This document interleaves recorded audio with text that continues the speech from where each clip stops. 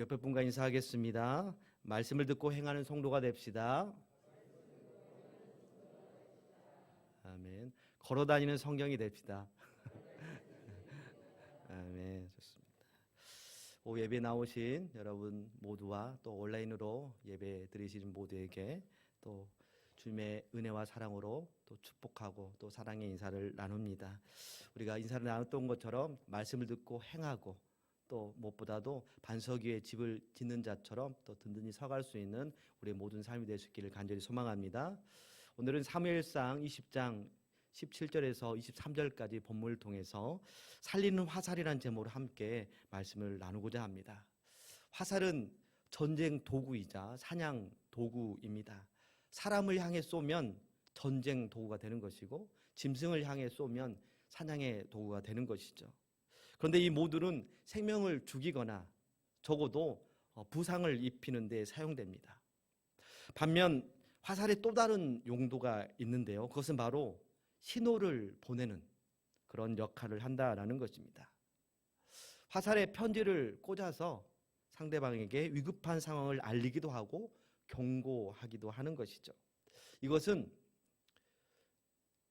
상대방에게 경고하고 위협을 알리는 것이기 때문에 생명을 건지는데 사용한다라고 볼 수가 있습니다. 오늘 본문에서는 요나단이 화살을 쏘겠다고 합니다. 그러나 요나단이 쏘는 화살은 죽이는 화살이 아니라 살리는 화살입니다. 요나단은 자신의 아버지 사울왕으로부터 생명의 위협을 받고 있는 절친 다윗의 생명을 구하고자 화살을 쏴서 그에게 어떠한지를 신호를 보내겠다라고 하는 것이죠. 사울왕은 다윗을 죽이고자 하였습니다. 왜냐하면 다윗을 향한 시기심 때문에 그렇습니다. 다윗이 블레셋과의 전쟁에서 승리했거든요. 그런데 다윗과 그의 병사들이 승리한 후에 개선행진할 때 이스라엘 여인들은 다윗 장군을 사울왕보다 더 높였습니다. 그래서 사울은 다윗을 시기했던 것입니다. 사무엘상 18장 6절에서 8절입니다. 함께 읽겠습니다. 무리가 돌아올 때 곧 다윗이 블레셋 사람을 죽이고 돌아올 때에 여인들이 이스라엘 모든 성읍에서 나와서 노래하며 춤추며 소고와 경새를 가지고 왕 사울을 환영하는데 여인들이 뛰놀며 노래하여 이르되 사울이 죽인 자는 천천히요 다윗은 만만이로다 한지라. 다윗이 그 말에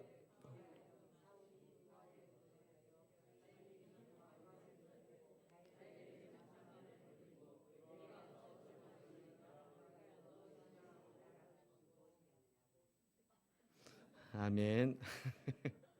그날 후로 사울이 다윗을 주목하였다라는 말씀까지 이렇게 보았습니다. 다윗은 적국인 블레셋과의 전쟁에서 승리하고 돌아왔습니다. 목숨 걸고, 그죠? 전쟁이라는 것은 목숨 걸고 하는 것입니다. 자기 생명이 어떻게 될지 장담할 수 없는 것이죠. 만일 다윗이 블레셋과의 전쟁에서 졌다고 치면 이스라엘 민족은 정말로 엄청난 위협 앞에 설 수밖에 없는 것입니다. 그렇기 때문에 오히려 다윗의 공을 인정하면서 상을 줘서 치하하는 것이 사울 왕의 그런 올바른 행동이라고 우리는 생각해 볼 수 있습니다. 그러나 사울은 백성들이 자기보다 다윗을 더 칭송하는 것, 더 높이는 것이 싫었습니다. 그래서 사울의 마음은 시기심으로 가득했던 것입니다. 시기심이라는 건 참 무서운 것입니다. 야고보서에서는 이 시기심이 세속적이고 정욕적이며 심지어 악마적인 것이다. 악마의 것이다. 라고까지 얘기하고 있습니다. 가인이 아벨을 죽인 이유도 시기심 때문인 것이죠. 사울도 그랬습니다. 시기하게 하는 악령에 사로잡혀서 다윗을 죽이려고 했고 심지어 신하들에게 명령하여서 다윗을 죽이라고 하였습니다. 사무엘상 19장 9절 10절입니다. 우리 함께 읽도록 하겠습니다. 시작. 사울이 손에 단창을 가지고 그의 집에 앉았을 때에 여호와께서 부리시는 악령이 사울에게 접하였으므로 다윗이 손으로 수금을 탈 때에 사울이 단창으로 다윗을 벽에 박으려 하였으나 그는 사울의 앞을 피하고 사울의 창은 벽에 박힌지라 다윗이 그 밤에 도피하매. 아멘. 다윗이 사울이 자기를 죽이려 하자 도피하였다. 즉 도망자 신세가 되어버렸습니다. 놀라운 건 다윗이 사울왕의 딸인 미갈과 결혼한 상태이기 때문에 사울왕의 사위인 것입니다. 그렇기 때문에 적국 블레셋을 무찌르고 온 그 사울을 안아주고 잘했다고 격려해주고 내 사위 역시 내 사위밖에 없다라고 할 것 같은데 그렇지 않고 오히려 이제는 다윗은 사울왕과 또 다른 영적인 전쟁을 치러야 할 판입니다. 하지만 그러나 다윗으로서는 사울왕과 전쟁을 치를 수 없는 것이죠. 왜냐하면 하나님이 세우신 왕을 자기가 함부로 할 수 없다라는 것을 잘 알고 있기 때문입니다. 그래서 다윗은 사울을 피해서 도망가 있기로 하였고 대신 요나단에게 사울왕의 마음 상태가 어떠한지 잘 살펴서 자기에게 신호로 알려주라고 한 것입니다. 요나단이 다윗에게 알리는 방법이 바로 활을 쏘는 방법이었던 것이죠. 다윗이 숨어 있기로 한 그 근처에 에셀바위가 있는데 에셀바위에 가서 화살 3개를 쏘고 종을 보내어서 화살을 찾아오게 할 텐데 만일 사울이 다윗을 죽이려는 그 마음이 계속 굳혀 있으면 종에게 말할 때 너무 멀리 갔으니 이쪽으로 오면서 화살을 찾아오도록 하여라 라고 말할 것이고, 만일 사울이 다윗을 죽이려는 마음이 있다라면 화살이 저쪽 멀리 갔으니 더 가도록 하라 라고 말하겠다고 하는 것이죠. 종에게 이쪽으로 오라 하면 결국 다윗이 안심하고 다윗도 와라 라는 그런 뜻인 거고, 종에게 더 가라 라고 하면 이제는 위험하니까 여호와께서 보내시는 걸로 알고 멀리 떠나라는 이런 의미로서 그렇게 화살을 쏘겠다라는 것입니다. 앞에서도 말씀드렸지만 요나단이 쏘는 화살은 죽이려는 화살이 아니라 다윗을 살리려는 화살이었습니다. 한편으로 생각해 보면 요나단은 왕자 아닙니까? 그래서 사울을 이어서 다음으로 왕이 될 사람이라고 스스로 생각해 볼 수도 있습니다. 그러나 왕은 사람이 세우는 게 아니죠. 하나님께서 세우신다라는 것을 본인도 잘 알고 있고 이미 앞에서 성경을 통해서 보면은 사무엘이 다윗에게 기름 부어서 이미 왕을 세운 것이죠. 무엇보다 다윗을 자기 생명같이 여겼던 요나단이었습니다. 그렇기 때문에 다윗을 대적으로 보지 않았고 오히려 아버지 사울로부터 건져내고 싶은, 구해주고 싶은, 생명을 살리고 싶은 그런 요나단의 마음이 있다라는 것이죠. 오늘 본문 17절을 우리 다시 한번 읽어보도록 하겠습니다. 17절입니다. 시작. 다윗에 대한 요나단의 사랑이 그를 다시 맹세하게 하였으니 이는 자기 생명을 사랑함같이 그를 사랑함이었더라. 아멘. 이처럼 사랑하는 마음은 상대방을 살리려는 그런 행동으로 나타나게 되는 것이죠. 오늘 설교의 제목을 살리는 화살이라고 정해봤는데요. 요나단이 쏜 화살이 다윗을 위험으로부터 살리려는 그런 신호의 화살이었지만 우리가 삶 속에서 화살을 쏠 일이 과연 얼마나 있을까요? 그래서 우리가 삶 속에서 살아가야 할 살리는 화살에 대해서는 바로 말이라는 화살을 함께 생각해 보고자 합니다. 왜냐하면 우리가 어떻게 말하느냐에 따라서 상대방을 살리기도 하고 상대방을 죽이기도 하기 때문입니다. 그래서 우리 스스로를 돌아보며 내가 말이라는 화살을 쏠 때에 요나단처럼 누군가를 위험에서 건져주고 살리는 화살인지 아니면 누군가를 위험에 빠뜨리고 누구에게 상처를 주고 위협하는, 그래서 죽이는 화살은 말이라는 화살은 아닌지 점검하는 시간이 되었으면 좋겠습니다. 흔히 말 한마디로 천냥빚을 갚는다라는 그런 속담이 있습니다. 말 잘하면 천냥도 그냥 갚은 걸로 탕감시켜 준다라는 것이죠.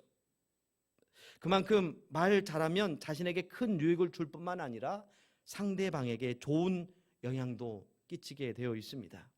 그만큼 말은 힘이 있습니다. 사실 말의 능력은 이미 창세기에서부터 우리에게 전해주고 있는데요. 하나님의 말씀은 바로 창조의 능력으로 나타났기 때문입니다. 하나님의 형상대로 창조된 첫사람 아담 역시 말의 능력이 주어졌습니다. 그가 말했던 것이 곧 그 생물의 이름이 되었기 때문입니다. 창세기 2장 19절입니다.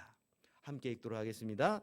여호와 하나님이 흙으로 각종 들짐승과 공중의 각종 새를 지으시고 아담이 무엇이라고 부르나 보시려고 그것들을 그에게로 이끌어 가시니 아담이 각 생물을 부르는 것이 곧 그 이름이 되었더라. 아멘. 그냥 부르면 그 이름이 되는 거예요. 이것도 한편으로 봤을 때는 말의 힘이라고 능력이라고 볼 수 있는 것이죠. 말의 능력은 역시 우리에게도 주어졌습니다. 요 앞에서 말한 대로 다 이행해 주시겠다라고 하셨기 때문입니다. 민수기 14장 28절입니다. 함께 읽겠습니다. 그들에게 이르기를 여호와의 말씀에 내 삶을 두고 맹세하노라. 너희 말이 내 귀에 들린 대로 내가 너희에게 행하리라. 아멘. 우리의 말은 곧 하나님의 역사가 나타나는 힘이 있다라는 것입니다. 저는 설교를 준비할 때 강단에서 말하는 자로서 늘 유념하는 것이 있는데요. 설교의 내용이 누군가를 공격하는 메시지가 되지 않아야겠다라는 그런 마음이 있습니다. 그러나 우리를 거룩한 삶으로 돌이키게 하는 채찍이 될 수 있다라면 쓴소리도 담대하게 선포할 수 있어야겠다라는 마음도 동시에 갖습니다. 물론 이 채찍은 가장 먼저 저를 향한 채찍입니다. 하나님의 말씀은 전하는 자나 받는 자나 듣는 자나 모두가 다 아멘으로 받아야 할 받고 살아내야 하는 그런 말씀이기 때문입니다. 그래서 저는 설교를 하면서 이 말씀에 순종하는 여러분이 되시기를 바랍니다 라고 표현하기보다는 이 말씀에 순종하는 저와 여러분이 될 수 있기를 소망합니다 라고 그렇게 얘기하고 있는 것이죠. 무엇보다 예수님께서는 말만 하고 행하지 않는 서기관과 바리새인을 본받지 말라라고 하셨기 때문에 더더욱 말씀을 함께 지켜내려고 당연히 노력해야 하는 것이죠. 우리 모두는 능력의 말씀을 받아 살아가는 자들로서 더더욱 그 말씀의 능력을 아는 자들이기 때문에 신중하게 말해야 한다라는 것을 우리는 늘 마음속에 품고 살아가야 한다라는 것입니다. 이는 은연중에 나오는 말도 그렇습니다. 요즘 우리나라도 그렇고 미국도 그렇고 대통령이 사용한 그 비속어 때문에 참 시끌벅적합니다. 사실 은연중에 한 말이라고 그렇게 생각하고 싶습니다. 또한 국정기관이기도 합니다. 국정감사기관이기도 합니다. 위원회마다 한 일에 대해서 감사하죠. 점검합니다. 그래서 앞으로 어떻게 할 것인지 또 전망을 또 생각해보는 그 시간이 돼야 할 그 자리가 상대 정당을 자꾸 막 소리 지르고 욕하고 또 반말하고 하면서 오히려 말싸움장이 되어버렸던 그런 상황을 제가 TV를 지켜보면서 나도 모르게 은연중에 제 입에서 나오는 것이 거친 말들이더라고요. 저 스스로도. 그래서 깜짝 놀라기도 합니다. 그런데 우리는 성도이지 않습니까? 하나님의 거룩한 백성입니다. 그렇기 때문에 세상 사람들이 해도 괜찮다고 여기는 말이라 할지라도 선별해서 사용할 줄 알아야 되고 더더욱 세상 사람들도 하지 않는 말은 하지 않아야 된다라는 것이겠죠. 사도 바울은 에베소서 4장에서 교회를 향하여 옛사람을 벗어버리고 새롭게 되어 새 사람의 성품을 입어야 한다라고 전해주고 있습니다. 에베소서 4장 22절에서 24절입니다. 함께 읽겠습니다. 너희는 유혹의 욕심을 따라 썩어져가는 구습을 따르는 옛사람을 벗어버리고 오직 너희의 심령이 새롭게 되어 하나님을 따라 의와 진리의 거룩함으로 지으심을 받은 새 사람을 입으라. 아멘. 우리 성도들을 향하여서 하나님의 형상대로 창조된 새 사람으로 갈아입으라고 이렇게 전해주고 있습니다. 또한 올바르고 거룩한 진리의 생활을 하라고 우리에게 전해주고 있는 것이죠. 우리는 예수 그리스도를 믿음으로 말미암아 구원을 얻었지만 그것으로 마침이 되어서는 안 됩니다. 우리는 죄로 인해 상실된 하나님의 형상이 그리스도 예수 안에서 회복되었으니 우리의 삶의 모습 또한 하나님의 자녀다워지는 그런 모습까지 연장되어야 한다라는 것입니다. 사도 바울은 새 사람의 모습이 어떠해야 하는지를 얘기해 주면서 말에 대한 가르침을 주는데요, 제가 그대로 전하겠습니다. 우리말 성경 버전이고 그대로 선포하도록 하겠습니다. 에베소서 4장 25절 이하의 본문입니다. 그러므로 여러분은 거짓을 버리고 각자 자기 이웃과 더불어 진실을 말하십시오. 왜냐하면 우리가 서로 한 몸의 지체들이기 때문입니다. 더러운 말은 어떠한 것도 여러분의 입 밖에 내지 말고 오직 성도를 세워주는데 필요한 대로 선한 말을 해서 듣는 사람들에게 은혜를 끼치도록 하십시오. 모든 악독과 분노와 화내는 것과 고함치는 것과 비방하는 것을 모든 악의와 함께 내버리십시오. 서로 친절하고 인자하며 하나님이 그리스도 안에서 여러분을 용서하신 것처럼 서로 용서하십시오. 아멘. 말이라는 화살에 대해서 전하는 것이다 보니 구태여 설명을 추가하지 않아도 성경 말씀 그대로면 되겠다 싶습니다. 더 무슨 설명이 있겠습니까? 다만 우리는 말을 할 때 그 말이라는 화살이 상대방을 살리려는 그런 말인지 또 위로하고 응원하는 말인 것인지 아니면 상대방에게 아픔을 주거나 공격하거나 그 영을 죽이는 그런 말은 아닌지 늘 분별해서 사용해야 된다라는 것을 늘 기억해야 할 것입니다. 오늘은 한글날입니다. 우리만의 글을 갖는다라는 것은 아주 큰 의미가 있지요. 글에는 그 나라의 얼과 정신이 담겨 있습니다. 반대로 말하자면 우리가 한글을 사용하지 않는다라는 건 곧 대한민국의 얼과 정신을 잃어버리는 거나 다름없다라고 할 수 있겠습니다. 하나님 나라의 백성도 마찬가지 아닐까요? 그래서 하나님께서는 우리가 하나님의 성품을 담은 하나님 나라의 언어를 사용하길 원하실 것입니다.